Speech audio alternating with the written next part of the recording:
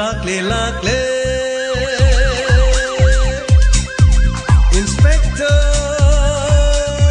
Tayai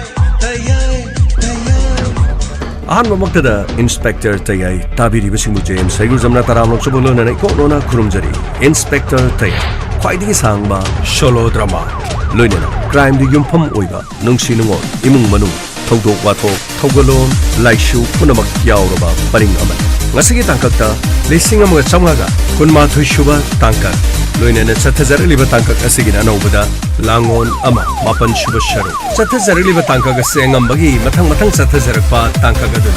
Ramendrana manida nomaina kapkiba madugi matungda amo hospital da nangnaba lakki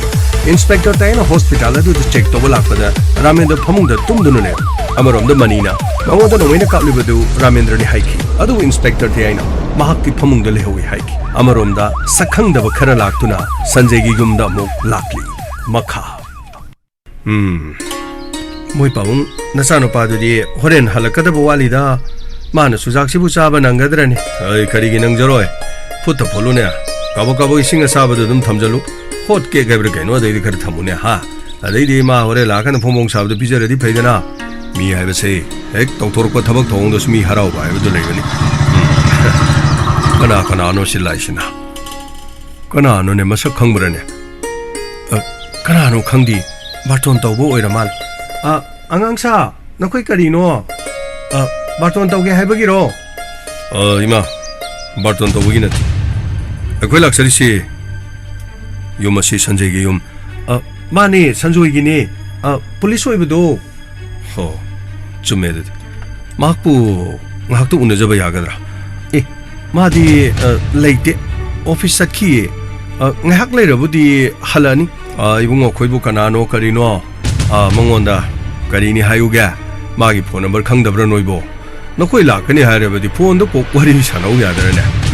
makoi police ki thabak sidi bungo chingrene ha kari hairuni pawung police ne haibabudi khangi yumda unazarba pamjaba phone do wari sanabududi pamjadaba haibadare ngaktang swaida ngaijaba yagadra paw yani bungo karino ibungo khoibo kayumno kanano karino ai phone toroga haijobro yani pawung kari mata habiru maga wafam khara haina kido wari khara sanajagada mahapu lakpogi matam sibu lakpogi matam di kaisuna tabasungana lai ngahak ngairadi bungo ma soidana lakpa yarine ai bungo khoi mangoda ngahak kakhat kadra yani pawung ai khoi mangoda kakhacharar soide sum lepcharagi karino ne moi pawung mangoda kakhalo suyadi ongang sangang su kaino matawi nasanu pada haibena pharibra namong pida khangbra hangsira ngaikho moi pawung mijing na yengbu mongo mi tawida ngaikho da mi bu ha ne hekta su lana khanki gumsi ai changchalaga ne karino kanano haibadu muktang hange ko ibungo khoi laune somda phamji laune karino do aida dum leptana leirage hari bro pawung ai khoi mahak laga wari kharsana gadab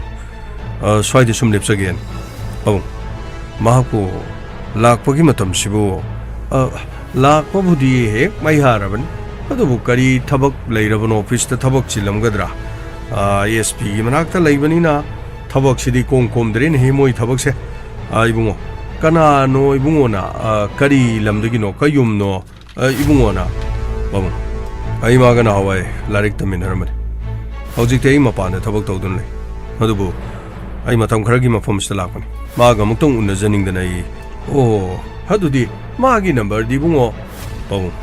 ai magi number anobudi khangdre nahawai gi number de khangjarmane dubu madugi number du sakhidre nahawai pairam number du di chalaroi bungo karino hojik kandi masagi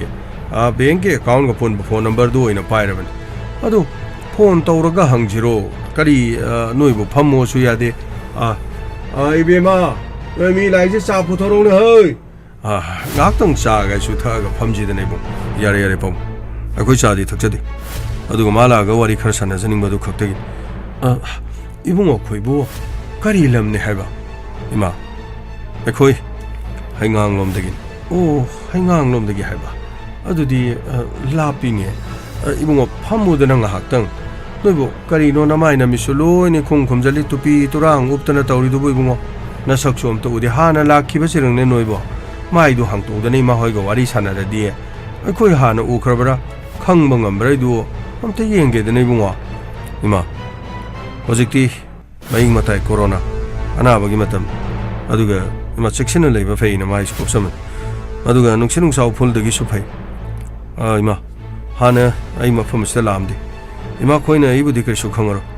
Even more Kangar so Ama, Wang the Bum Yaurisi, Madi Kang Brayenge, the Nebuma, Launis the Pamu Launi Mango than Hakta, Noina Karikari Shuri Bakaidoriba, or Palam the Lay Hariduna Kamdori, Sien Tunga Pangi Brakamdori Noibo. I could give more with the Kangabrania. Natragana, Quimo Gokoroki, what you Taisana Gero, Ima Magadum Sanazarki. Mang pity give the gay phone other than a man alone piece of Quaker in the Kangaroo. Oh, Pare Pare, Ibuma, Adudi, Pammo Zuya de Ai, Salo Togeko, Maudane Zapotolaki, Zapotolaki, Ima, Yaran, Aquisha, Taxeti, Era Ibuma, Isingor is a Toda, Hakang Nea, Labanina Neko, Moi Pabum, Hakton Warisana, Gangango, Sumang the Gano Morani, Kaktabiro, Moi Pabum. Oh, Yare, Yang.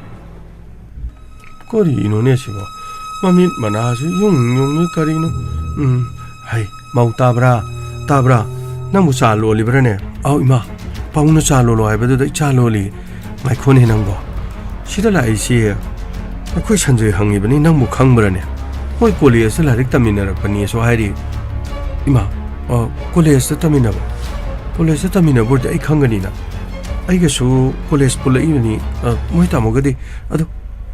I Kanganina. Sapiragane, I worry Sana again. Hai, Sapi with the Mosa Toy Harry. I need singers to all heaven. Young she didn't know. Sa Lon Doloiding. A soida, some Pramana, Mani Hepra, she did some Bra Horizé, as she hexen a Ragamama is a Cumbrian. Natraganetu, Sonka, Guinness, you come among the Toga. Tona was yes, they get the money young, Puruidana. Tona was the money young. Young Yara di Nui mobile dunane. Mamma do things like a Potoga Capuna. Nati Kangbra Kangda Brado, Mungo Messias the town in Ango. A Muxu Papun Manangure, Masak Mamma Johangduki, Matam Naga Patabane. Ain Haris Tonia, Ima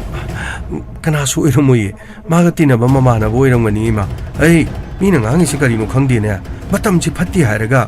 Ain Haris Tonia, Ima Chasi Loidore, Ay, Chadot Lolon, Sataway, Ain sing Tau, sing doors, high craven, Salune, Ain Haris Tonia, Salunia, Hoima, Imana Yadrabanina, Ain Yadavanatine, Hangone and Angoa. Aduga Pondo Monda, say, Poto to Taraga, Missibasa Kangrahunea. I know how this is only no boy, Matam Patina. Huima, 8,000 again. Even more coy. Hojikan say, Matam si ya, Pata by do it in he. Aduna, Puliski Kangus is with Tabak over the Yam Nachilene. Ngahak lady, drug party, Ngahak lady, Madudagi, Kapnarega, Hanarega, Alaga Huntomega. Madudagi and to kill any Taban, white of Actanin, Carino, Angang, Sapok, Tangaring, Edu Hunto Megumba. Angak Panico, Minimus, lady Mammy Tamasa, woman than a lady. Is Kangde, Mentad, Haido, with a Kaiji, Shy Mogi, Mamanga, Pong, Haktagi, and a Pong Monacto Pamuda, Pong Tabung among Trini. Mogs had the Rasni Tigedu Torea, Hawaii Kumtone, Madudagi di Lambi Tong, Shembagini, Haidana. Madudagi di Senza Tumza corruption Tawi, Haidana. Lambi Semde school Sade hospital Sade Torum, Hosing the Madu Togdrene. Aigi Magi, Hanarega, Sunarega, Madagi drug Lupa Cror Kayage Suki Parega, Karimon Hebungo, Drug City, meaning I and by Yamna Tobamal. Lyre of a missing sea, Paulohon Bagi Mahota, among Muktang, Sahi Mangagi Manunda, no Koyo, number 4 Pambido. Labuk to get hand very already. Sing sour, Madum, Makok Likatanadum Honey. Madagi Sapon Cape the Tauraga, Housing Madu Yonjabakangum like that. Moi the Piro Maron, you like a pava the Young Lupa, Lark Latine. Koti Chani Pare, Koti Sama Pare, Koti Kunmanga, Koti Trama, Karinun Hebungo, Yam Green. Is Punchi the Lupa, Koti Macrorama guide to Udri. ꯍꯣꯏ ꯂꯥꯛ ꯆꯠꯈꯤꯕꯗ ꯄꯨꯟꯁꯤꯜꯂꯗꯤ ꯌꯥꯝꯃꯤꯀꯣ ꯂꯥꯏꯔꯕ ꯃꯌꯥꯝꯁꯦ ꯑꯃꯨꯛꯇꯪ ꯃꯔꯣꯜ poppy ꯄꯥꯝꯕꯤꯁꯤꯡꯁꯦ ꯊꯥꯍꯜꯂꯒ ꯑꯃꯨꯛꯇꯪꯅꯦ ꯂꯨꯄꯥ ꯀ꯭ꯔꯣꯔ 24-25 ꯇꯧꯔꯗꯤ ꯑꯁ mayum makai fajana saraga madagidi lawsing fajana thamme haraga business faja tawdana nungaina bo leina gadaru jani hebungo karino ne aine sari wari si ita ta de da karino bamu akoi chakine batau jara akoi noma matang sabada lakjara ibungo nokoi bu naming kari kauge ne mangonda kanani hayuge bamu ming di khoi hajaroi ayeng mala kanda khoi surprise hoina dum bijaraki bamu waro bibede akoi mu chacharugi o phare bungo karino ne ming so hayu ya de tawrisibo kaino moi bamu chakhraba mo sibo chakre ayeng amu kona lage hairin hei chakre ni moi babu mamai kaino yung da kaino mi taw ida afaba mi oiram dong mande da mai su chingnari bani nei adubo photo no bo so mata ka phau de mamai su masak khangde karino ma go college stamina bani haibra karino ma so hai nabong no pina ne tumina ne phone do sida photo su ka phore video su na maure hore ne isa no pala ga yeng halage na mamai khumjali ba tu pi upi do bu khangadra ne adu oirasu mong matawdo imong no pinadi mamai du khumjalaga su phibam mong matawdu da makoina college ta minar pa mi bu mande haida kadai digi mi no khangbu khangde da khangdre ne hojiki matam se lure ne tawrise aswai de lambi da mong na da na to patare hai nang tarabra mau tarabra pabong aina phone da mong da hai khrabani nghaktang leiraga la ona adu la aga su khara lo na lao masa khangdaba mi anina ngasai ngai leina mamai su khumjali aduga topi su upena photo su ina thagraban moina tongpa gari aduga moina sumangda pabunga lepado adugi video matem su aduga photo su ina kapaga thagraban o phare da imodi singida aduni dana adu maina wakhal legedabani ne hojiki matam sidi phalaktrabani na section bata bani ne is namong no pinedi photo ka pa suya de moi khangna bo iramgani na hari bani ne madudi aina photo ka po na hari ba is plana ina tawraga ingonda di thagat da na namong no pido in thagali bani ne nong phatok so khojo thagat piyo mama lukhumda ai na thau tai ba phajaba sei koi gi dong no pairam mali sei ibien do ne he karan ngang ko matam de yang len du da mung sing madu hek amora ni rak sing ba de gine ai ko ibien do idau du manak to kuina leyu sungha yade madu da nati ko karan turan ngang si phagra bajan madu punamak to mathang saron choron pai hojik aina pairi chalo madu amuk to lukjo chalo amuk to lukcho mai da kari no khangdi namong no pine di photo do ka pu yade haibani aina thawoina tawraga photo do ka pi ni haiba hare kai do re do afabadu nang na namong do haire namong du madu ile yare dana loira bana tro ihe la ine na sanu pa hainari karino pabu kanano la hedu masak tom ti yengin moi chakrabo karino ne hari jiba ngahak tang leiro lo haidi nangdi para nang horoi dongi la ibni ne nati pabu mafam sida ibo hongolai mama mi su kupsali hai aduga tharai ba photos aduga moina tongi ba gari sisu number su thadi pabu mi singo do masak ibungo masak khangde mama ai mami to lo ina kupsali Police gi matamda tamminaramani hai nanga rubo wa khara sanagadabani mapalam da thabuk tawruga lei unada bu kuire long musu ya hodi haidana nang unani haidana lakpani ne bunga babung amaburso mafam asida dumaina mi laade aingon hana bawdum pibiu hojik si matam yam fatraban adugi mathakta mamangda thokiba tawdokchu aing isam chamna mi punamakpu phana chumna khalubana ibu irai laina ba ibu kinep toki babung hojik su loigana IGP jail manung da leraga su ma jede leje haibagi wan thabak punamakti mana loina plan sinun ngasi phawda mathang kese kari ma tolobina makhoi gi mapam chana torma thabak sing ado hojikti makhoi gi lehori ba misi aduga mathang makhoi gi mari thokna ba misi makhoi na thabak hapa masi madunu ongkhat na charang li kari gi di charang loi lupa crore chani sahum gi pot chai loina phakre madugi mathakta masa gi leba lan thum madu da natine makhoi gi mi kya marum sire ꯑꯗꯨ ꯈꯔ ꯑꯃꯅ ꯖꯦꯜꯗꯁꯨ ꯐꯥꯗꯅ ꯑꯌꯥꯝꯕ ꯂꯩꯔꯦ ꯃꯗꯨꯗ ꯅꯠꯇꯅ ꯃꯈꯣꯏꯅ ꯁꯤꯖꯤꯟꯅꯔꯝꯕ ꯅꯣꯡꯃꯩꯁꯤꯡ ꯃꯌꯥꯝꯁꯤꯡ ꯑꯗꯨꯕꯨ ꯅꯣꯡꯃꯩ ꯑꯃꯃꯝꯗ ꯂꯨꯄꯥ ꯂꯥꯛ ꯀꯌꯥꯅꯣ ꯇꯥꯔꯝꯒꯗꯣꯏ ꯌꯦꯡꯉꯨꯅꯦ ꯄꯨꯝꯅꯃꯛꯁꯤꯡ ꯑꯗꯨ ꯐꯥꯔꯦ ꯂꯟ ꯊꯨꯝ ꯀꯌꯥ ꯄꯨꯝꯅꯃꯛꯇꯣ ꯃꯥꯡꯂꯕꯅꯤꯅ ꯂꯃꯟ ꯈꯨꯝꯒꯦ ꯍꯥꯏꯗꯨꯅ ꯈꯟꯕꯗꯨꯗꯤ ꯃꯁꯥꯅ ꯇꯥꯕꯅꯤꯅꯦ ꯏꯕꯨꯡꯉꯣ ꯄꯥꯕꯨꯡ ꯑꯩ CCTVꯗ ꯆꯤꯡꯈꯠꯂꯒ ꯑꯩ ꯀꯔꯤꯅꯣ ꯑꯃꯨꯛꯇ ꯌꯦꯡꯒꯦ ꯍꯥꯏ ꯆꯪꯉꯨꯅꯦ ꯑꯩꯗꯤ ꯚꯥꯞꯄꯨ ꯑꯣꯏꯗꯦꯅꯦ ꯃꯧ ꯆꯠꯂꯣ ꯃꯅꯨꯡꯗꯅꯦ ꯀꯔꯤꯅꯣ ꯃꯥ ꯂꯥꯛꯄꯁꯤꯗ ꯆꯥ ꯒꯥꯏꯗꯣ ꯑꯃꯨꯛꯇꯅ ꯄꯤꯌꯨ ꯆꯠꯂꯣ ꯑꯃꯨꯛꯇꯅꯦ ꯀꯔꯤꯅꯣ ꯃꯤꯗꯣ ꯃꯁꯛ ꯈꯪꯕ꯭ꯔꯥ ꯑꯃꯨꯛꯇ ꯌꯦꯡꯉꯨꯀꯣ ꯑꯩ ꯔꯣꯍꯤꯅꯤ ꯂꯥꯎꯅꯦ ꯁꯤꯗ ꯂꯥꯎꯅꯦ ꯃꯣꯏ ꯄꯥꯕꯨꯡ ꯑꯩꯗꯤ ꯆꯤꯡꯅ ꯈꯜꯂꯦꯗ ꯍꯧꯖꯤꯛꯀꯤ ꯃꯤꯁꯤꯡꯗꯨꯕꯨ ꯅꯆꯥꯅꯨꯄꯥ ꯍꯣꯏꯅꯒ ꯅꯍꯥꯟꯋꯥꯏ ꯐꯥꯔꯨꯕ ꯄꯨꯜꯂꯨꯕ ꯃꯤ ꯑꯣꯏꯔꯤꯖꯥꯠꯂꯅꯤ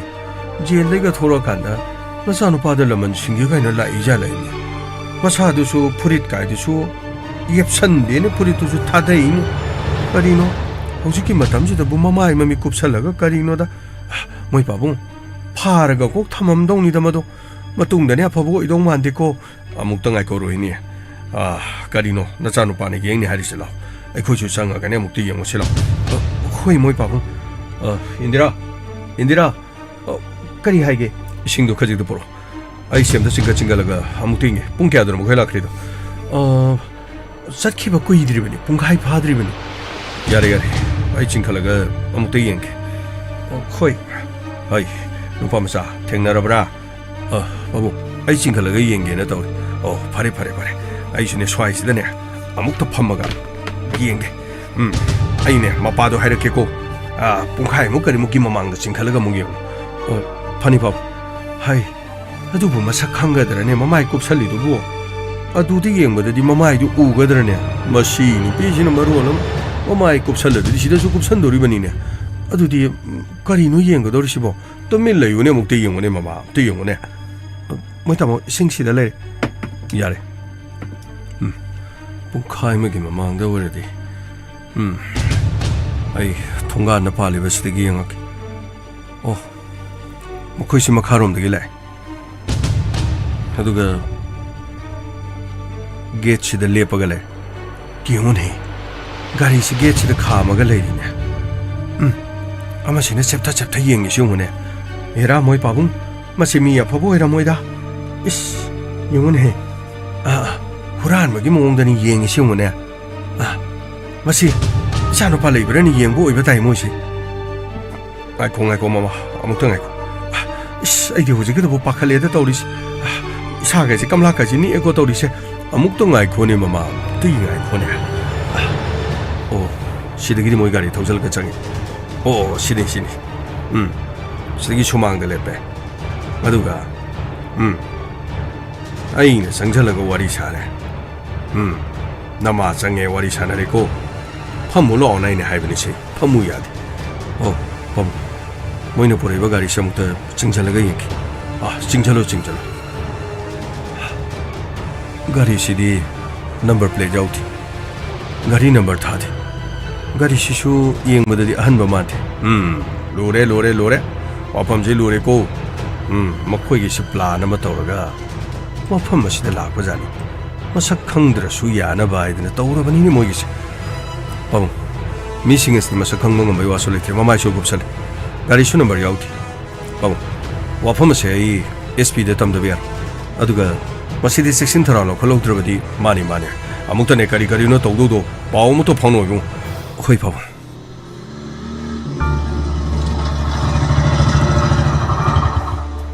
ꯀꯔꯤ ꯍꯥꯏꯒꯦ ꯏꯕꯣ ꯁꯤꯗ ꯀꯧꯔꯤꯁꯤ ꯀꯩꯒꯤꯅꯣ ꯋꯥꯔꯤ ꯑꯃꯇ ꯁꯥꯟꯅꯖꯩꯅ ꯇꯧꯕꯅꯤ ꯀꯔꯤ ꯋꯥꯔꯤꯅꯣ ꯀꯩꯅꯣ ꯋꯥ ꯑꯃꯇ ꯉꯥꯡꯅꯔꯒꯨꯝꯁꯦ ꯍꯥꯏꯔꯣ ꯀꯔꯤ ꯋꯥ ꯉꯥꯡꯅꯅꯤꯡꯉꯥꯏ ꯂꯩꯔꯤꯒꯦ ꯅꯪꯅ ꯄꯥꯝꯗꯕ ꯑꯩ ꯍꯧꯖꯤꯛ ꯀꯔꯤ ꯇꯧꯔꯤꯒꯦ ꯅꯪꯒꯤꯁꯤꯗꯤ ꯌꯥꯝꯅ ꯋꯥꯔꯧꯕꯒꯤ ꯋꯥꯅꯤ ꯇꯁꯦꯡꯅ ꯑꯩꯗꯤ ꯀꯔꯤꯃꯇ ꯊꯤꯡꯈꯤꯕ ꯂꯩꯇꯦꯀꯣ ꯑꯩꯗꯤꯅꯦ ꯂꯨꯍꯣꯡꯕꯗꯨ ꯌꯩꯊꯣꯛꯑꯁꯦꯅ ꯏꯃꯥꯗ ꯏꯆꯝ ꯆꯝꯅ ꯍꯥꯏꯕꯅꯤ ꯏꯃꯥꯅ ꯃꯔꯝ ꯍꯪꯂꯛꯄꯗꯨꯗ ꯑꯩꯁꯨ ꯈꯖꯤꯛꯇꯪ ꯍꯥꯏꯔꯨꯔꯤ ꯑꯗꯨꯒꯤ ꯃꯇꯨꯡꯗ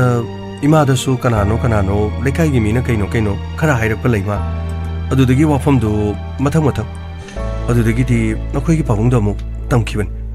ꯑꯩꯗꯤ ꯇꯁꯦꯡꯅ ꯏꯃꯥꯕꯨ ꯃꯐꯝ ꯑꯗꯨꯗ ꯊꯥꯈꯤꯕ ꯅꯠꯇꯦ ꯌꯥꯔꯦ ꯃꯗꯨꯒꯤꯗꯃꯛꯇ ꯑꯣꯏꯔꯗꯤ ꯋꯥꯗꯣ ꯉꯥꯡꯅꯔꯒꯨꯝꯁꯦ ꯀꯔꯤꯅꯣ ꯅꯪ ꯑꯇꯣꯞꯄ ꯍꯥꯏꯅꯤꯡꯕ ꯀꯔꯤ ꯂꯩꯒꯦ ꯅꯪꯒꯤꯁꯤꯗꯤ ꯑꯩꯒ ꯀꯥꯏꯅꯅꯤꯡꯕ ꯑꯩꯒ ꯂꯥꯞꯊꯣꯛꯅꯤꯡꯅꯕꯒꯤ ꯑꯩ ꯑꯗꯨꯒꯨꯝꯕ ꯀꯩꯝꯇ ꯂꯩꯇꯦ ꯅꯪꯅ ꯄꯥꯝꯗꯕ ꯍꯧꯖꯤꯛ ꯐꯥꯎꯕ ꯀꯔꯤ ꯇꯧꯔꯤꯒꯦ ꯑꯩ ꯃꯈꯣꯏꯗ ꯆꯪꯒꯅꯨ ꯍꯥꯏꯕ ꯆꯪꯗ꯭ꯔꯦ ꯃꯈꯣꯏꯒꯤ ꯀꯔꯤ ꯃꯇꯩ ꯇꯧꯗ꯭ꯔꯦ ꯍꯧꯖꯤꯛꯁꯨ ꯑꯩꯒꯤ ꯊꯛꯇ ꯀꯔꯤ ꯏꯔꯥꯟ ꯁꯤꯅꯤꯡꯉꯤꯒꯦ ꯑꯗꯨꯗꯤ ꯅꯪꯅ ꯃꯍꯧꯁꯥꯒ ꯃꯥꯟꯅꯗ꯭ꯔꯤꯕ ꯃꯔꯝ ꯀꯔꯤꯒꯤꯅꯣ ꯑꯩꯉꯣꯟꯗꯒꯤ ꯂꯥꯞꯊꯣꯛꯇꯨꯅ ꯂꯩꯕꯒꯤ ꯃꯑꯣꯡꯗ ꯇꯧꯔꯤꯗꯨ ꯀꯔꯤꯒꯤꯅꯣ ꯅꯪ ꯅꯁꯥꯅꯅꯤ ꯅꯁꯥꯅ ꯅꯕꯨꯛ ꯃꯥꯡꯖꯔꯗꯤ ꯑꯗꯨꯝ ꯅꯪꯁꯨ ꯈꯟꯕ ꯇꯥꯕ ꯅꯨꯡꯁꯤꯅ ꯌꯦꯡꯉꯣ ꯃꯤꯅ ꯑꯗꯨꯝ ꯅꯨꯡꯁꯤꯔꯛꯀꯅꯤ ꯐꯅ ꯈꯜꯂꯣ ꯃꯤꯅꯁꯨ ꯐꯅ ꯈꯜꯂꯛꯀꯅꯤ ꯑꯗꯨꯒꯅꯦ खरसु चमथोनबसु फैदा ओ नंगिसिदि अइंगोंदा यामना वारोबो माले तसेंना इदि नंग अमदे अइ खक्तंगी ओइबा ताइबंग अमा लेहेंजनि अतोपा कनागुमनसु येतपसु पामथि अदुगा इखोइनसु कनागुमदसु येलुबसु पामथि अइखोइगी पुंसिदा कनाना येतख्रगे अदुगा अइना मु अइखोइनिगी नतबदा अतोपा कनागी वखन खनखिबा लेगि खांगी ममांगी थौदोकसिंग अदो थोखिबनिना अइसु इसादा चिंगनबा मदि नुंगाइतबा पुनमक्तो हजिदि कोक्त्रिब्रा इमुंगदुदा अइ करिमतो मरि लेनद्रि मखोइ इमुंगी करिगुम्बा मता अइ चंगद्रि अदुगा मखोइगी इमुंगिसु रेबिकाना मरोइन अमुकना मखोइदे चंगलक्तनबा हाइख्रान मरोइना अइखोइगी नुंसिनबदु काइनरनि हाइदना मांगना वाफमसे अइंगोंदा कनबा वाफम हाइरख्रबन ओ अदुदि नाहंगना यानिंगना चंगदबदि नतबजानि महाना चंगलकनो हाइबगी माकी वाफम गाकपगी वानी अइगी वाफमबुना करिसु लेतना खनबीबगी वानी अस यारे सुमिता वासे तोस नंगसु नंगी अपाम लंबी मदे सटकेना खलबदी नंगना सटखिबदा अइ करिमति गेलो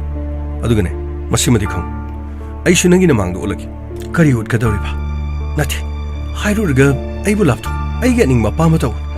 अइबु करि अनिंगबा पाम लेरिगी अइबु अतोप नुपादे युम पानगे हाइकिब्रो नंगी अइगी ओइबा ताइबंग अमा नंगी अइगी तकी ओइबा कनागुंबा अयत अपन मत लेतबा अदुबु वाफम से हाइरुरगा नंगने इंगोदगे लापथोकपगी वावइना फरे नंगने थाजद्रबनिनाने अइ पुंसिसिदने नुपी अमतगा अइ अमुखना लोहोंगदना नमगी तमुदो वासो हाइरबसु वासकी मधुनति अइना पामलिबथि मुना खलो अइना nganglibsi अइना चिंगनरिबसि करिनो हाइबदो नाना सेंदोकपम थोक्त्रो अइ हौजे करि अरानबा तौख्रगे अइ मसिदि हेना नंगोंदा करि उनिंगाइ लेरिबगे अदुदि नंगना करिगिदमक्ता महौसागुमना अइंगोंदा नुंसिबो उत्रिबना नंगना इंगोंदा हिनेदबो उलिबगे मरम करिनो मधुना ताकपदि नंग अइबु वरौरि अदुगा नंगे अतोपा निंगबा पाम अमा लेयबसि मसानो उथोकचब नत्रो यारे सुमिता तोसि मी खरा जोसिदा फम ले माले अइ चननबा तौरकी नंग कनागा लापना नंग थिलमो हारगा थिलमकी नत्रगा अइ चलमोरा यारे चलमो अइ इखोंग पाले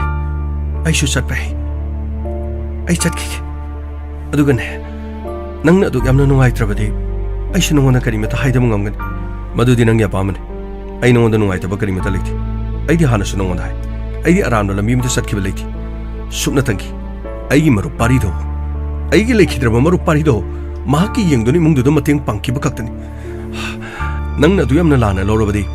अइ करिमतो पाइ लेथि अइ चलुखिगे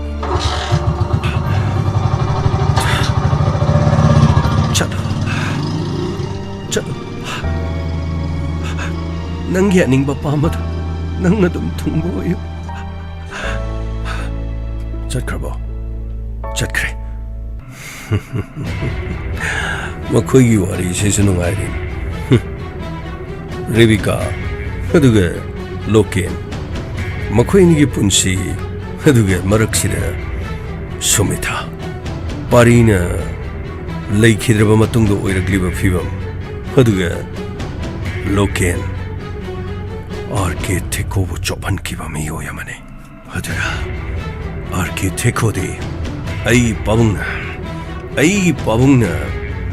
महक सेंबिरमने अइ पाबुंगिदमक मतेंग पांगलमलगा पुंसिगे रोइबा याहिब तानख्रे महकि सुलमन सिंफम थोइ लोकेनबुदि महकना नोमैना कापलमलबसु हिंगले लाहोइदा चंगचन चलो खुदोंग चाबमता लौरि यंगसि केनोपता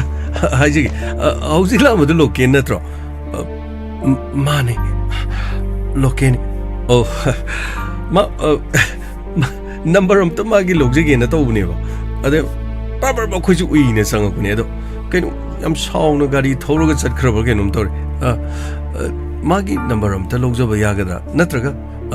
नाकी नंबर ओइरसु याइ लाना लोबिगनुको अइ लोकेन हिमा मानबने मपानदा मतम खरा लैरुरे हदकि सुटी थोलोगने ꯑꯗꯩꯗ ꯃꯥꯁꯤ ꯁꯣꯝꯗ ꯆꯠꯈꯤꯅ ꯁꯨꯝ ꯃꯊꯪ ꯇꯥꯟꯅꯔꯛꯄꯅꯦꯕ ꯑꯗꯣ ꯁꯨꯝ ꯍꯣꯔꯦꯟ ꯐꯥꯎꯕ ꯇꯥꯟꯅ ꯂꯩꯔꯗꯤ ꯌꯥꯔꯣꯏꯗꯧꯕ ꯃꯥꯏ ꯍꯥꯟꯅꯩ ꯅꯝꯕꯔꯗꯨ ꯆꯠꯈꯤꯗ꯭ꯔꯦꯕꯀꯣ ꯑꯗꯩꯗ ꯅꯝꯕꯔꯗꯨ ꯁꯨꯝ ꯈꯪꯖꯅꯤꯡꯗꯅ ꯇꯧꯕꯅꯦꯕꯀꯣ ꯌꯥꯔꯒꯗꯤ 마기 넘버 레이 넘버 비저렇게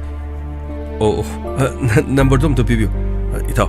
넘기 폰에다 세번도 호이 호이 그리노 사운드버가 그리노 하이패드 마주 퍼퍼 ꯆꯠꯈ꯭ꯔꯦ ꯑꯩꯈꯣꯏꯁꯨ ꯂꯥꯞꯅ ꯍꯥꯏꯐꯦꯠ ꯎꯕꯅꯦꯕ ꯑꯗꯩꯗ ꯆꯪꯁꯟꯕꯗꯨ ꯅꯨꯡꯉꯥꯏꯇ꯭ꯔꯕ ꯁꯨꯃꯤꯇꯥ ꯃꯥꯒ ꯈꯪꯅꯕꯗꯨ ꯅꯠꯇ꯭ꯔꯣ ꯃꯥꯅꯦ ꯑꯩꯕꯨꯁꯨ ꯈꯪꯕꯤꯔꯝꯃꯤ ꯀꯅꯥꯅꯣ ꯍꯥꯏꯕꯗꯤ ꯑꯩꯗꯤ ꯈꯪꯖꯗ꯭ꯔꯦ ꯑꯩꯈꯣꯏꯒꯤ ꯀꯩꯁꯨ ꯅꯠꯇꯦ ꯑꯩꯒꯤꯅ ꯖꯣꯟ ꯀꯧꯏ ꯃꯥꯒꯤꯅ ꯃꯥꯏꯀꯦꯜ ꯃꯥꯒ ꯁꯨꯝ ꯇꯤꯟꯅꯕꯅꯤꯅ ꯅꯍꯥꯟꯋꯥꯏ ꯑꯗꯩꯗ ꯁ꯭ꯀꯨꯂꯤꯡꯁꯨ ꯄꯨꯜꯂꯛꯄꯅꯤ ꯑꯗꯩꯗ ꯁꯨꯝ ꯃꯥꯏ ꯈꯣꯡꯒꯨꯜ ꯂꯤꯔꯛꯑꯀꯥꯟꯗ ꯃꯥ ꯁꯣꯝꯗ ꯆꯠꯈ꯭ꯔꯦ ꯑꯗꯨ ꯃꯔꯝ ꯇꯥꯟꯅꯔꯛꯄꯅꯦꯕ ꯑꯗꯩꯗ ꯃꯥꯗꯤ ꯁꯥꯎꯔꯒ ꯆꯠꯈ꯭ꯔꯦ ꯑꯗꯣ ꯍꯣꯔꯦꯟ ꯁꯤ ꯐꯣꯟ ꯇꯧꯔꯒ ꯑꯩ ꯋꯥꯔꯤ ꯁꯥꯟꯅꯔꯣꯒꯦ ꯑꯗꯣ ꯀꯩꯝꯇ ꯈꯟꯕꯤꯔꯨꯅꯨꯗ ꯅꯨꯡꯁꯤ ꯅꯨꯡꯉꯣꯟꯁꯤꯗꯤ ꯑꯗꯨꯝ ꯈꯔ ꯁꯥꯎꯅꯕ ꯈꯣꯠꯅꯕ ꯍꯥꯏꯅꯕ ꯂꯩꯕꯅꯤ ꯁꯥꯎꯅꯔꯒꯁꯨ ꯐꯔꯛꯑꯀꯥꯟꯗꯅꯦ ꯅꯨꯡꯁꯤꯕꯩ ꯃꯒꯨꯟ ꯌꯥꯝ ꯍꯦꯟꯒꯠꯂꯦ ꯀꯥꯏꯅ ꯍꯥꯏꯅꯕ ꯂꯩꯕꯅꯤꯀꯣ ꯀꯔꯤꯝꯇ ꯋꯥꯕꯤꯔꯨꯅꯨ ꯌꯥꯔꯒꯗꯤ ꯁꯣꯝꯒꯤꯁꯨ ꯅꯝꯕꯔꯁꯨ ꯑꯗꯨꯝ ꯄꯤꯕꯤꯔꯁꯨ ꯌꯥꯏ ꯑꯩꯒꯤ ꯅꯝꯕꯔ ꯀꯔꯤꯝꯇ ꯈꯟꯕꯤꯔꯨꯅꯨꯀꯣ ꯄ꯭ꯂꯤꯖ ꯍꯣꯔꯦꯟꯅꯦ ꯑꯗꯨꯝ ꯃꯉꯣꯟꯗ ꯑꯗꯨꯝ ꯍꯪꯕꯤꯌꯣ ꯍꯣꯏ ꯌꯥꯅꯤ ꯅꯝꯕꯔ ꯐꯣꯟꯗ ꯑꯣꯏꯅ ꯌꯥꯔꯦ ꯁꯦꯞ ꯇꯧꯁꯤꯟꯖꯔꯒꯦ ꯁꯨꯃꯤꯇꯥ ꯌꯥꯝ ꯅꯨꯡꯉꯥꯏꯔꯦ ꯑꯗꯨꯗꯤ ꯑꯩꯈꯣꯏ ꯑꯃꯨꯛ ꯆꯠꯆꯔꯨꯈꯤꯒꯦ ꯀꯩꯝꯇ ꯈꯟꯕꯤꯔꯨꯅꯨ ꯃꯥꯏ ꯃꯇꯨꯡꯗ ꯇꯥꯟꯅꯔꯒꯅꯦ ꯋꯥꯔꯤ ꯋꯥꯇꯥꯏ ꯁꯥꯟꯅꯔꯒ ꯑꯗꯨꯝ ꯀꯩꯅꯣ ꯌꯥꯅꯅꯕ ꯑꯗꯨꯝ ꯇꯧꯁꯤꯔ ꯀꯩꯝꯇ ꯈꯟꯕꯤꯔꯨꯅꯨꯀꯣ ꯃꯥꯁꯨ ꯅꯣꯡꯃꯩꯅ ꯄꯥꯜꯂꯦꯒꯅ ꯇꯧꯕꯗꯣ ꯑꯗꯣ ꯑꯩꯈꯣꯏ ꯑꯥꯗ ꯂꯩꯐꯝ ꯆꯥꯐꯝ ꯈꯪꯗꯗꯅ ꯉꯥꯎꯔ ꯆꯦꯟꯕꯅꯤ ꯑꯗꯣ ꯍꯧꯖꯤꯛꯇꯤ ꯃꯁꯥꯗꯣ ꯈꯤꯡ ꯂꯥꯎꯔ ꯆꯠꯈ꯭ꯔꯦ ꯑꯍꯥꯟꯕꯗꯤ ꯅꯣꯡꯃꯩ ꯄꯥꯜꯂꯦ ꯑꯗꯨꯗ ꯀꯌꯥꯝ ꯅꯨꯡꯉꯥꯏꯔꯨꯗ꯭ꯔꯦ ꯑꯩꯈꯣꯏ ꯂꯩꯈꯤꯗꯕ ꯄꯥꯔꯤꯗꯣ ꯑꯗꯨꯒꯁꯨ ꯑꯗꯨꯝ ꯇꯤꯟꯅꯖꯕꯅꯤ ꯑꯗꯣ ꯐꯔꯦꯀꯣ ꯑꯗꯨꯗꯤ ꯀꯣꯟꯅ ꯊꯦꯡꯅꯔꯁꯦ ꯑꯗꯣ ꯃꯊꯪ ꯊꯦꯡꯅꯕꯗꯗꯤ ꯁꯥꯎꯅꯗꯕꯤꯗ ꯑꯣꯏꯅ ꯊꯦꯡꯅꯕꯗꯣ ꯑꯩꯈꯣꯏꯁꯨ ꯄꯥꯝꯖꯔꯦ ꯁꯥꯎꯅꯗꯅꯕꯗꯣ ꯑꯩꯈꯣꯏꯁꯨ ꯑꯗꯨꯝ ꯇꯧꯖꯔꯦ ꯃꯥꯅ ꯀꯩꯅꯣ ꯄꯪꯉꯥꯏ ꯍꯩ ꯌꯥꯄꯣꯟꯇꯦꯗ ꯑꯩꯈꯣꯏꯅꯦ ꯑꯗꯨꯝ ꯍꯥꯏꯖꯔꯒꯦꯀꯣ ꯑꯗꯨꯗꯤ ꯑꯩꯈꯣꯏ ꯆꯠꯆꯔꯨꯈꯤꯌꯦ ꯑꯗꯨꯗꯤ ꯍꯣꯏ ꯐꯅꯤ ꯂꯥꯛꯑꯣ ꯀꯥꯈꯠꯂꯣ ꯂꯥꯛꯑꯣ ꯆꯠꯂꯦ ꯍꯣꯏ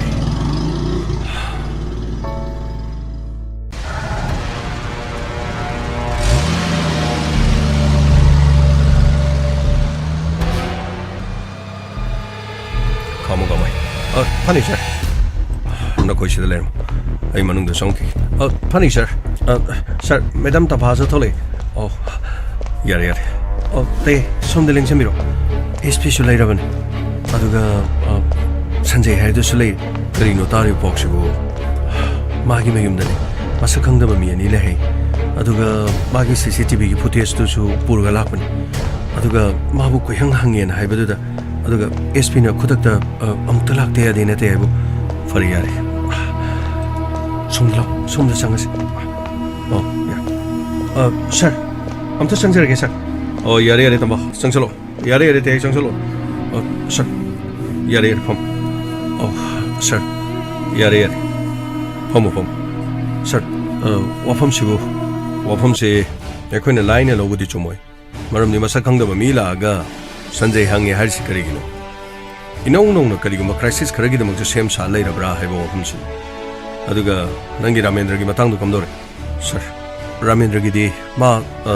ꯌꯦꯡꯂꯤꯕ ꯗꯣꯛꯇꯔꯒꯁꯨ ꯎꯅꯔꯦ ꯁꯥꯔ ꯑꯗꯨꯒ ꯇꯁꯦꯡꯅ ꯃꯥꯁꯦ ꯅꯣꯡꯃꯩ ꯎꯕꯗ ꯀꯤꯕ ꯑꯗꯨꯒ ꯇꯁꯦꯡꯅ ꯍꯥꯟꯅ ꯊꯣꯛꯈꯤꯕ ꯊꯧꯗꯣꯛꯇꯨ ꯃꯥꯒꯤ ꯃꯁꯥꯗ ꯑꯗꯨꯝ ꯂꯥꯏꯆꯨꯗꯨꯅ ꯂꯩꯕ ꯃꯍꯥꯛꯅ ꯇꯨꯝꯃꯤꯕ ꯀꯥ ꯑꯗꯨꯗꯒꯤ ꯀꯥ ꯀꯌꯥꯅꯣ ꯈꯟꯅꯔꯤꯁꯤ ꯅꯪ ꯅꯍꯥꯟ ꯍꯥꯏꯕꯗꯣ ꯁꯥꯔ ꯀꯥ 3 ꯈꯛꯇꯅꯤ ꯑꯗꯨꯕꯨ ꯃꯐꯝ ꯑꯗꯨꯗ ꯃꯈꯣꯏꯒ ꯊꯧꯗꯣꯛꯗꯨꯒ ꯃꯔꯤ ꯂꯩꯅꯩ ꯍꯥꯏꯕꯒꯤ ꯁꯥꯔ ꯀꯔꯤꯒꯨꯝꯕ ꯏꯕꯤꯗꯦꯟꯁ ꯑꯃꯠꯇ ꯂꯩꯇꯦ ꯂꯥꯏꯕꯛ ꯊꯤꯕꯗꯤ ꯃꯈꯣꯏꯅ ꯂꯩꯔꯤꯕ ꯃꯐꯝꯗꯨꯗꯒꯤ CCTV ꯂꯩꯔꯝꯗꯕ ꯀꯔꯤꯅꯣ ꯍꯥꯏꯔꯤꯁꯤꯕꯨ ꯍꯣꯁꯄꯤꯇꯥꯜ ꯍꯥꯡꯒꯅꯤ ꯍꯥꯏꯕꯗꯃꯛ ꯈꯪꯉꯤ CCTV ꯄꯥꯟꯒꯅꯤ ꯑꯩꯗꯤ ꯈꯪꯗꯦꯅꯦ ꯁꯥꯔ ꯍꯧꯖꯤꯛꯄꯨꯗꯤ CCTV ꯄꯥꯜꯂꯤ ꯑꯗꯨꯗꯤ ꯊꯧꯗꯣꯛ ꯑꯗꯨꯒꯤ ꯃꯇꯥꯡꯗ ꯁꯥꯔ ꯕꯣꯕꯣꯒꯤ ꯃꯤꯁꯤ ꯃꯤꯍꯥꯠ ꯑꯁꯤꯒꯤ ꯃꯇꯥꯡꯗꯗꯤ ꯀꯔꯤꯒꯨꯝꯕ ꯑꯃꯠꯇ ꯈꯪꯕ ꯉꯝꯗ꯭ꯔꯤ ꯃꯗꯣ ꯃꯍꯥꯛꯅ ꯍꯥꯟꯅ ꯃꯔꯥ ꯂꯩꯕ ꯃꯤ ꯑꯣꯏꯕꯒꯤ ꯋꯥꯁꯦ ꯄꯦꯠ ꯉꯥꯡꯅꯔꯛꯇ꯭ꯔꯤꯕ ꯀꯔꯤꯒꯨꯝꯕ ꯃꯤꯆꯝ ꯑꯃꯅ ꯐꯃꯨꯡꯗ ꯇꯨꯝꯗꯨꯅ ꯂꯩꯔꯤꯉꯩꯗ ꯃꯁꯛ ꯈꯪꯗꯕ ꯃꯤꯅ ꯍꯣꯁꯄꯤꯇꯥꯜ ꯆꯪꯉ ꯅꯣꯡꯃꯩ ꯀꯥꯞꯄꯦ ꯍꯥꯏꯔꯗꯤ ꯋꯥꯊꯣꯛꯇꯣ ꯌꯥꯝꯅ ꯆꯥꯎꯒꯗꯕ ꯋꯥꯊꯣꯛꯅꯤ ꯑꯆꯨꯝꯕꯅꯤ ꯁꯥꯔ ꯑꯗꯨꯕꯨ ꯕꯣꯕꯣꯅ ꯗ꯭ꯔꯒꯀꯤ ꯀꯦꯁꯇ ꯆꯦꯟꯅꯕꯅꯤꯅ ꯑꯃ ꯑꯣꯏꯔꯦ ꯕꯣꯕꯣꯗꯨꯅ ꯃꯍꯥꯛꯅ ꯍꯥꯏꯗꯣꯛꯄꯗꯒꯤ ꯗꯦꯕꯤꯠꯀꯤ ꯂꯩꯐꯝꯅꯆꯤꯡꯕ ꯑꯗꯨꯒ ꯑꯇꯩ ꯂꯦꯝꯍꯧꯔꯤꯕꯁꯤꯡ ꯑꯗꯨꯒ ꯌꯥꯝꯅ ꯈꯨꯠꯁꯨ ꯈꯨꯠꯂꯥꯏ ꯀꯌꯥꯒ ꯂꯣꯏꯅ ꯄꯨꯟꯅ ꯐꯥꯈꯤꯕꯅꯤꯗꯅ तसेंगना हरबदी माहक लेगिदब थोलबसु पुलिस डिपार्टमेंट माना फतब तबक तौरमलबसु मखोय कया सिंगदुबदी फापुननु होनबदा चौबा माहकी मतेंगदी यावकिबनिदना अचुमनि सा अदुमंगना मागी केस असिदा तसेना थोलिबा थौदोसि चेनरिबा सिंग फगननबा यामना खन होनरि सर इंस्पेक्टर ते फगनबो होनरि हाबदुना यारोइदोरिबा थबकसि खरा यांगसिनदबा यार अदुगा हौजे मुयम संजयगी युमदा ला मसक खंगदबा ममाय खुमजनबा तुपि ओपा अदुगा गाड़ी बाइक अमदनि गाड़ी दुसु गाड़ी नंबर यावदि करि हाबा सर ममाय खुमी तुपि ओपे हाबा मानिने ममाय सु खुमी तुपि सुपि अदुगा गाड़ी बाइक अमगा सर अदुदि मधुगी फुटेज तो संजय सर सिदा लेजरे आइगी फोन सिदा आइना मति अमा कअगा आइना हापचरबन कदाय अमुति यंकी सर सिदा लेजरे सर करी बाइक अमदा मखोय मी अनि अदुदि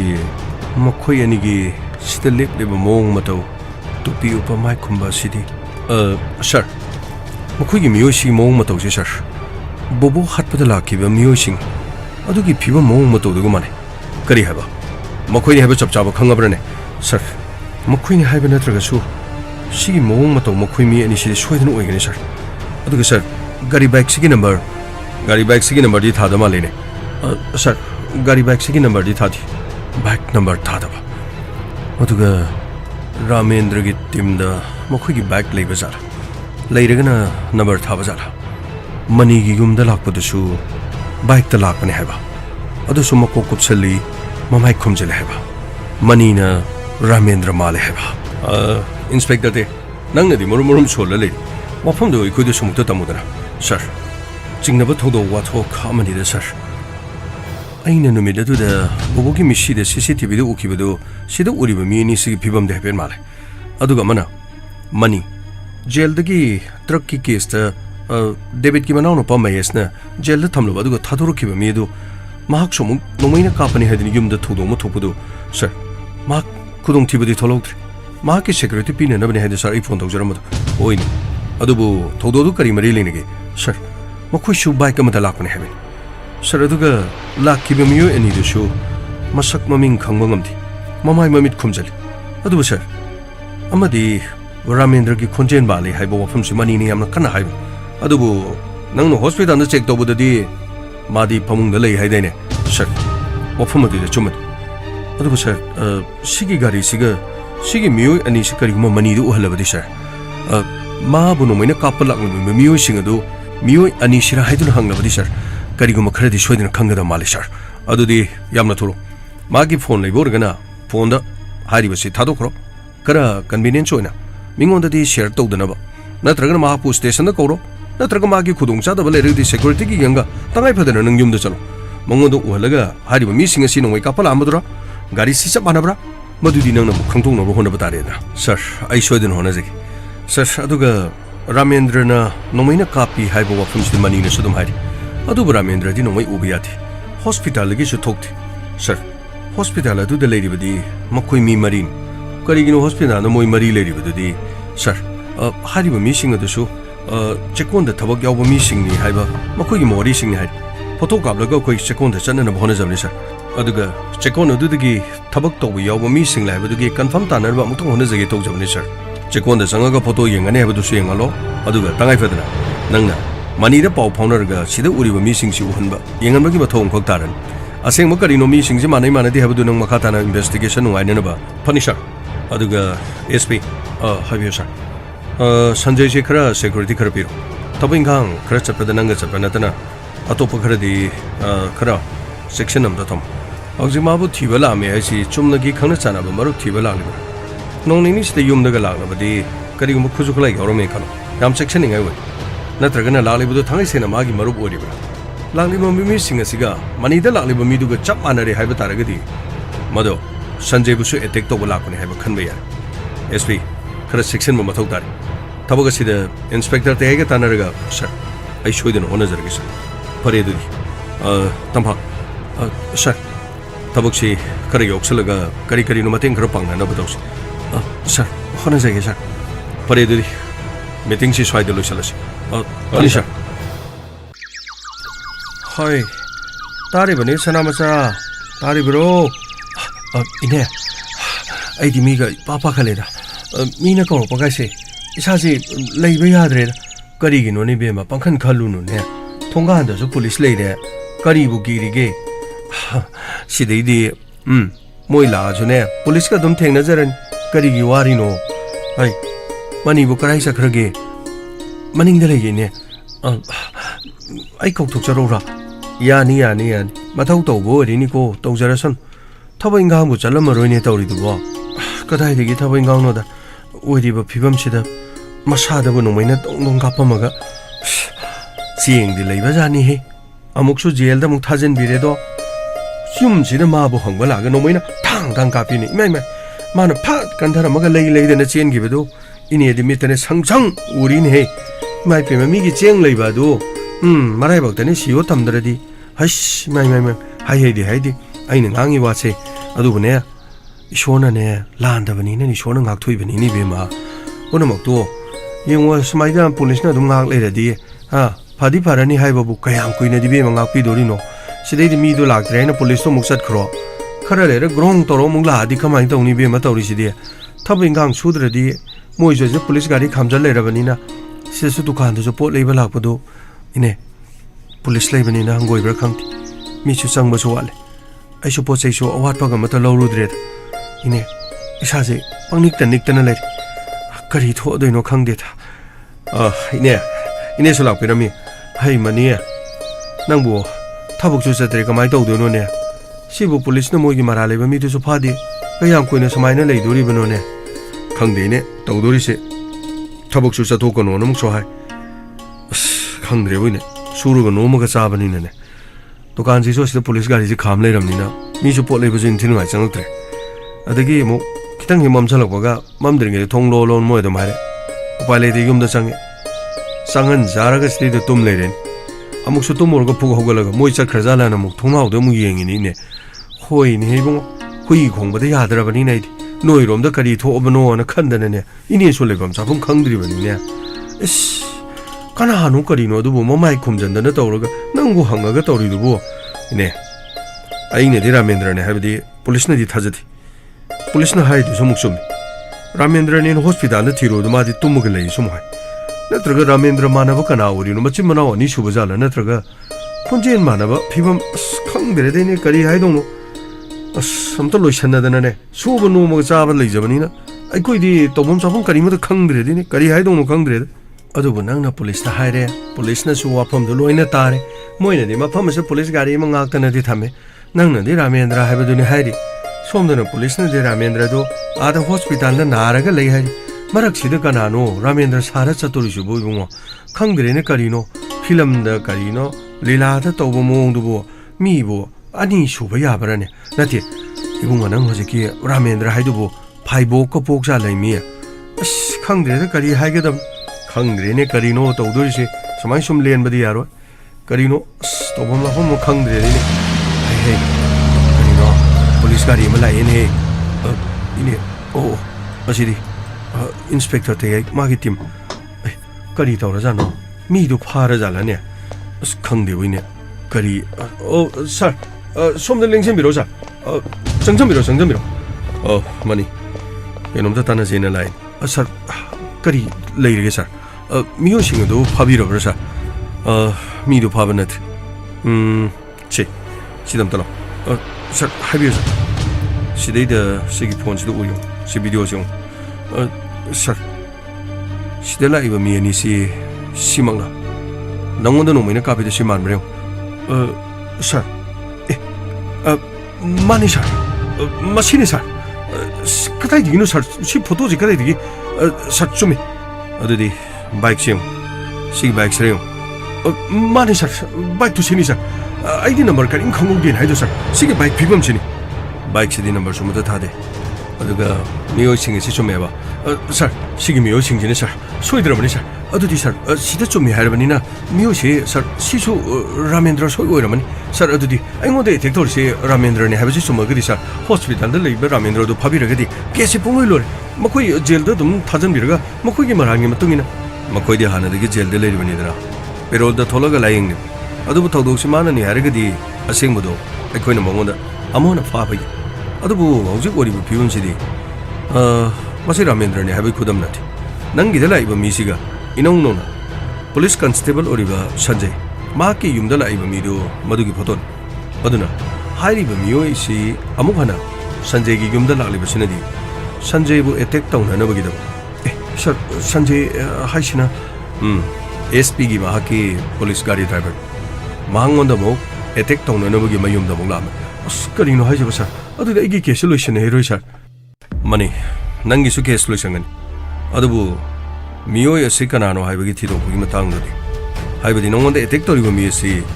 Sanjay de attack toriba siga chamana. Adudi miyo amatan. Sanjay gi manakta la amaga nongwai kaptana Sanjay ngai bungam da bagi chatkriba se. Sanjay de sunongonda tholiba thodo si thona ba lakpane habisin. Sir adudi thodo si Ramendra hospital da leiriba duga ngaiko. Wafam adu koina komna thisan ki. Masida hoji noida wafam si haibe yada ba kharsu lei. Aduga aikoni yengsinge da ba kharli. Ramendra chingna ba salei. Adu Ramendra di hospital da salei. Mano hospital da tumdunu leiriga mahaki mahutumi thadolibra. Thadolagana kana thadolibra. Amorom da hanadi Ramendra gi khonje ne hari. Adu mahanadi hospital da lei. Masini khoi do jik jamam na riusi. Pare aikoi chaluki. Aikoi tangai fadana case asi loidribani na aduga wafam se atopa lekai da suya ya lawain. Mari lena bana kongyo krabadi mini hena 16 kiye. Pani sir ai loina khangjare sir. Adudi aikoi chaluki. Nangi da makta khana ba security mafam jang ak sendul lari. Matam khachik tang khang. Tangai fadana koi soidina. Marale ba singa du phana na honagani. Koi chaluki. Pani sir. Sir karino ne. The hospital da so ma muk lai re som na kan da so si so Ramendra man ba duni na muk so hai ri. Sir mani na di nung ai jaram dong man de sir kari hai ga dam no khang thi. Gamai chana na ba tok si. Hoi sir. Karino Ramendra da bo karino magi mapa IGP da na double role ga pok ba jala gamai sir phai pok hai jabani ko double role hai ba di phai pok hai bani ko sir. Karino IGP da bo ma bo no pi ani ga lon ba jala. Ramendra man ba atopa mong lai ba jala khang de gamai gari thoro phani sir khang de kari hai ga dam no chingna ba ngak tang hai re double role mo oiram tar ga di as na traga gari nu a da na amana na le re amana som na kan gari thoro ga lai re mani na di ya jadri in tawris adu Sanjay gi yum da la ko di Sanjay ne de Ramendra ne hai bi wa di lai thi gamai gari thoro ne phani sir khang de ne kari hai ga dam Ramendra ngak tang ai do robra kari no khang de ta oi ba lela se khang de kari hai ge dam chalo wari si makha hayeng amuk tavirasi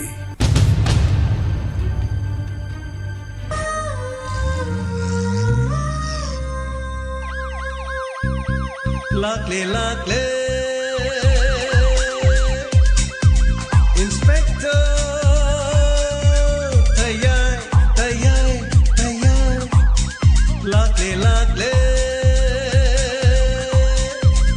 lakle Inspector Tayai uthana ba Kanbina ba. Thank you sir. Welcome.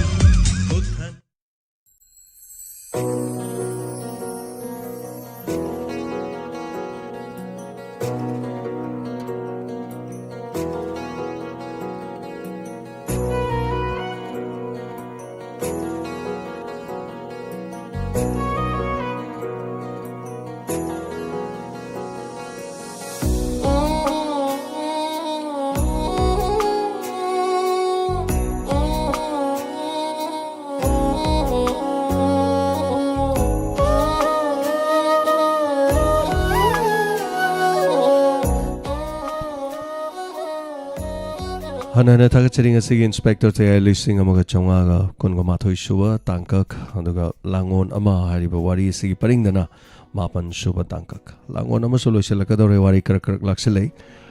hanana tagachari Inspector Tayai manungsi biwa tabiriba panomapu asigi birthday gi yaphamangol mutang piminasi aduga miyamna pibirakpa feedback kra amok pajabagi tanjado logjogi 90.0 MHz da tabiriba panomapu hana naikai khomnajari thoromasi mapung phan bibagi da mawadi tonga ba TV channel sing de yengbiriba sing social media gi tonga platform sing the punna yawiri sing we kai komnazari happy birthday Kabrabam Haripriya Devi, daughter of Kabrabam Mangishana Devi and Kabrabam not beginning daughter of Mangishana Tagachari.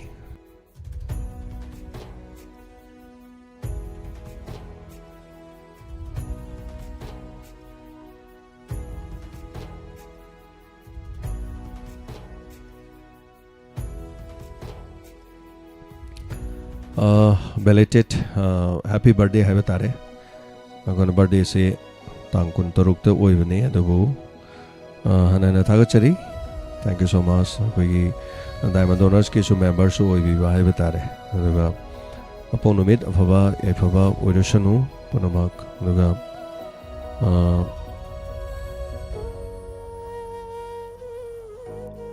apokbogi mingna krababam ibotombi sing haigadaba na irakpada soigre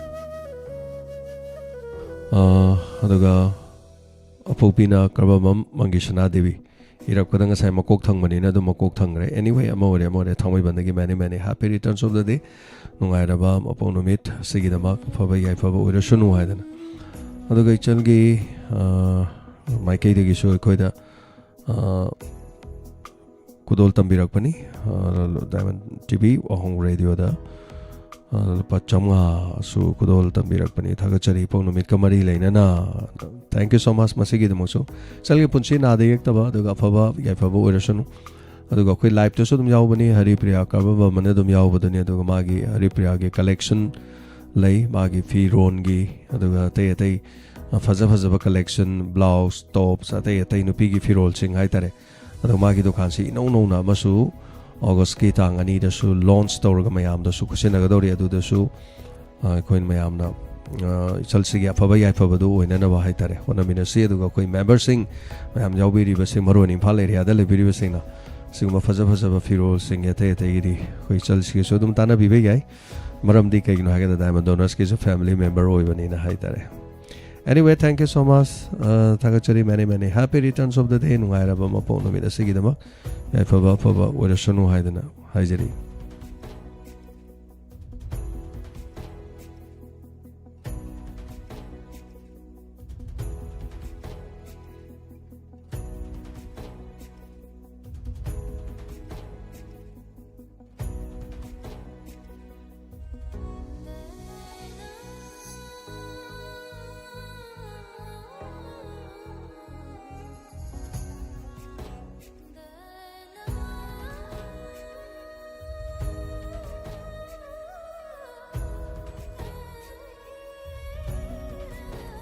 Masigi tangkaksida yawiri basina pibirakpa feedback kara tentana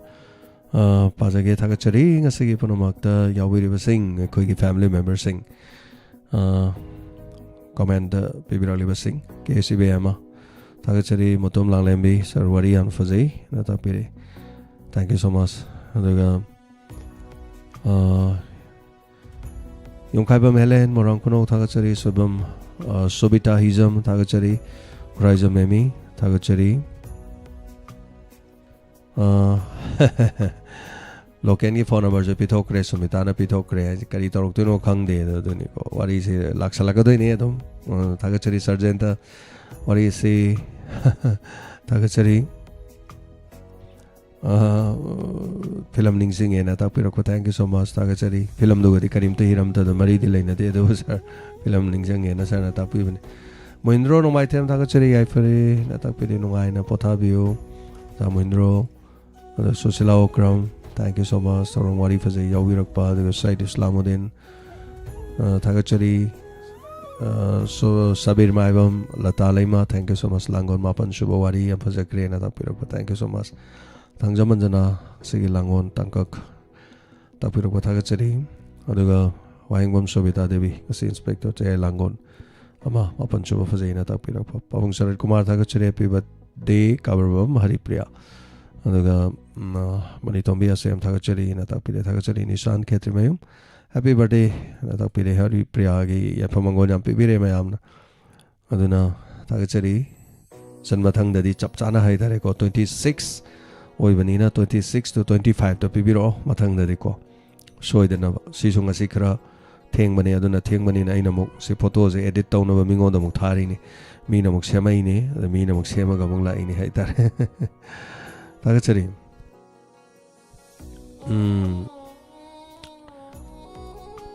taga chari sarat sagol sem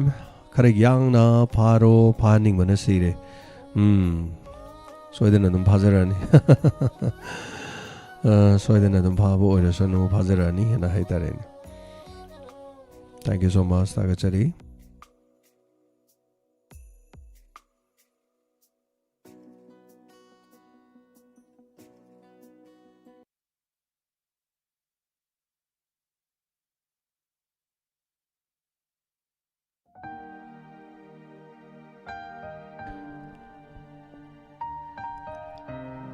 Sarjenta Tagachari birthday ya pamangol pibiri bem chaning thojam Tagachari langona ma mapan suba nungai jai na takpirakpa Tagachari samala samlai lapam sir te langona ma sitangkak wari ana phajai Ramendra kayam kuina lo toino Ramendra di phamung da lai ko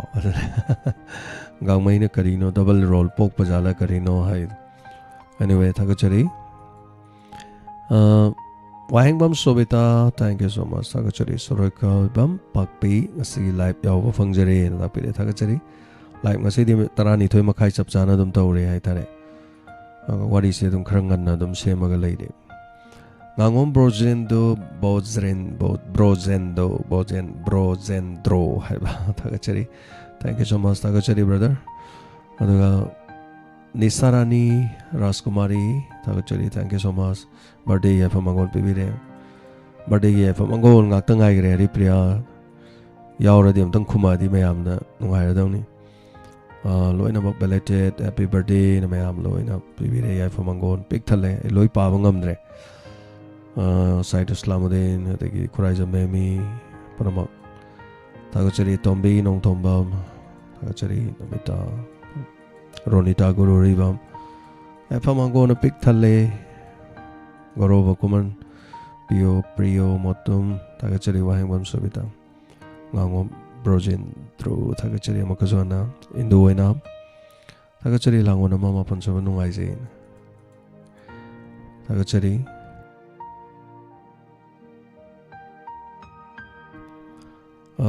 Bani Koman Tagachari Zagoroba Oh, right, now Goroba, Tagachari, Sarat Kumar, Asigi Inspector Te Langona Masuba Nungai. Tagachari Sargenta, Wari Fazay Takpirakpa, sir. Thank you so much. Ado Ichal Hari Priya, the Yaug of Male. Oh, Yaure, Tagachari Mayam Panaman. My birthday Taragamana Yarok Tredi. Tagachari Bizia, however, like Yogzuri, like in the top with Yogi Vagidamak Tagachari Bizia. Ahibam Susikanta, CD Live, Yabu Fangzerena. Thank you so much. Oh, Tagachari. Wari sing another creator already cradum gum, a CD Satokana Tabambook Satre, the Pam Wari Elerum, Ganadum, or in Waris my door again, or the Nakrangalin. Tagachari, thank you. Aying Hangsi, Tangang, the Kungamapan, Lady Contra, Smato Nitoi, Roibini. Gadori when it about say, thank you so much, Tagachari. Telotoma Naurem, Tagachari. Cry the Madame Renu, Ramendra, the Makok Tadat Krogan, me Makok Tadat Yar, the lawyer, police, no Makok Tadat Crati, Gangmay Mugzel, Changnida, Makok Tadat Yaponted. Tagachari, thank you so much, ma'am. You're very sing. Police ne na mi halo hai mi halo no other people na te hat pe ya maram do lai ba ne makok thadat kroga Tagachari Hari Priya jam jaro me message maning da ko ne yam jawre Tagachari ko Hari Priya be maning to ko Tagachari tension jaragi me comment me am sum pa le da sai sanaru boga Khonji why hai tare adana live te yobiriba Facebook ki mai ngak piriba sem niru bema Tagachari payu RK thank you so much live yobiba duga mai ngak piba sigi da makta hanana Tagachari angan ba matam gi thaba inspector te gi loibada atopa isai thaba ya dabani na koina copyright lakpani na koi gi inspector te ai da sakkiba aduga koi gi sida yam toina thaba isai thai kari guma matam da koina apung nipan makhai gi se koi gi chai sing hai tare maroin inspector te ai thari ngai da aduga chai sing ji chai ba yam matam da staff sing pull up adagi ngai na ba adagi di pull up chamin na ba kari matam da sak cha matam da nangak tabadagi koina kitanga thengthaba yawe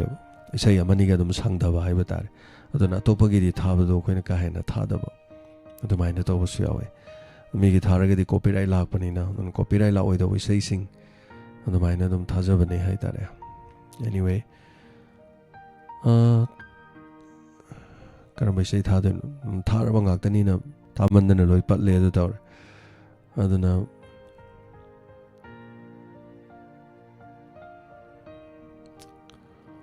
Tagachari se matang khalaga mate matang khongjarke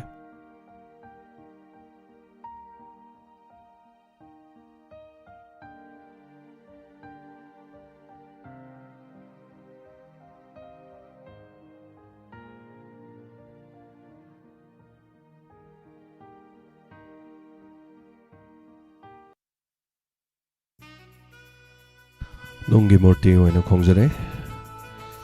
कोई रवि से 2001 की से 2001 आई audio मनम की light corner Imphal की कोई काका प्रियवर्तर तोरगा नम की विषय नहीं अदुगा कोई काका सरोज हाउबम ने ईबा मयेकनी नंगदी नुंगी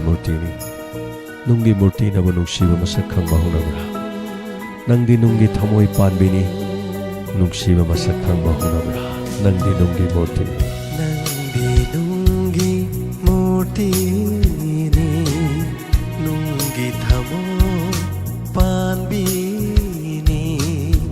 nangdi nunggi murtini nunggi thamo panbini nunggi murti nabu nungsi khangba hauna bara nunggi thamo idabu minung shigiri yauram gadara nangdi nungi murti ni nungi thamon panbini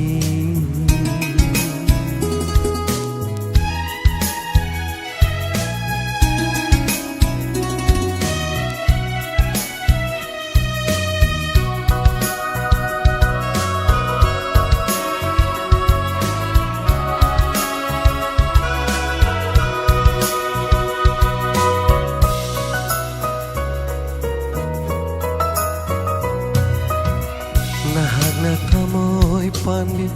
oiram laba minung si kang biyama oiram laba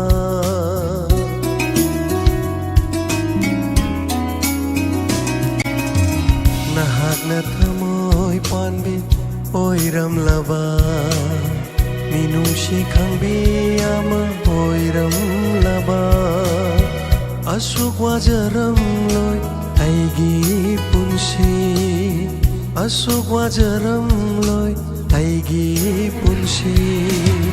miku matasu nopcharam gani miku matasu nopcharam gani nungshi baidamat wajaram loy nungshi baidamat kapcharam loy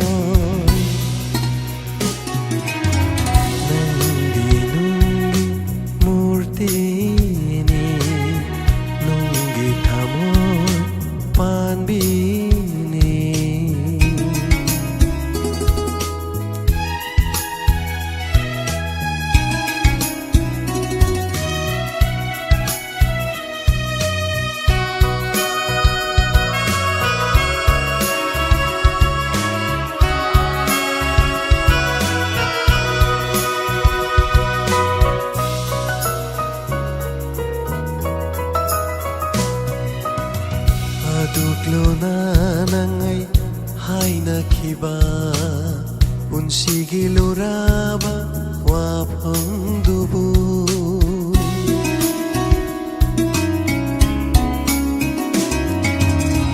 ꯑꯗꯨꯛꯂꯨꯅ ꯅꯪ ꯑꯩ ꯍꯥꯏꯅꯈꯤꯕ ꯄꯨꯟꯁꯤꯒꯤ ꯂꯨꯔꯕ ꯋꯥꯐꯝꯗꯨꯕꯨ ꯀꯔꯤꯒꯤꯅꯣ ꯅꯪꯅ ꯀꯥꯏꯍꯜꯂꯤꯕ ꯀꯔꯤꯒꯤꯅꯣ ꯅꯪꯅ ꯀꯥꯏꯍꯜꯂꯤꯕ ꯊꯃꯣꯏ ꯄꯥꯟꯗꯦꯕꯨ ꯇꯥꯛꯂꯝꯂꯤꯕꯔꯥ ꯊꯃꯣꯏ ꯄꯥꯟꯗꯦꯕꯨ ꯇꯥꯛꯂꯝꯂꯤꯕꯔꯥ ꯃꯁꯤꯕꯨ ꯅꯨꯡꯁꯤꯕꯒꯤ ꯍꯧꯅꯁꯥꯔꯥ ꯃꯁꯤꯕꯨ ꯅꯨꯡꯁꯤꯕꯒꯤ ꯍꯧꯅꯁꯥꯔꯥ ꯅꯪꯗꯤ ꯅꯨꯡꯒꯤ ꯃꯨꯔꯇꯤꯅꯤ ꯅꯨꯡꯒꯤ ꯊꯃꯣꯏ ꯄꯥꯟꯕꯤꯅꯤ ꯅꯨꯡꯒꯤ ꯃꯨꯔꯇꯤꯅꯕꯨ ꯅꯨꯡꯁꯤ ꯈꯪꯕ ꯍꯧꯅꯕꯔꯥ ꯅꯨꯡꯒꯤ ꯊꯃꯣꯏꯗꯕꯨ ꯃꯤꯅꯨꯡꯁꯤꯒꯤ ꯌꯦꯡ ꯌꯥꯎꯔꯝꯒꯗꯔꯥ ꯅꯪꯗꯤ ꯅꯨꯡꯒꯤ ꯃꯨꯔꯇꯤꯅꯤ ꯅꯨꯡꯒꯤ ꯊꯃꯣꯏ ꯄꯥꯟꯕꯤꯅꯤ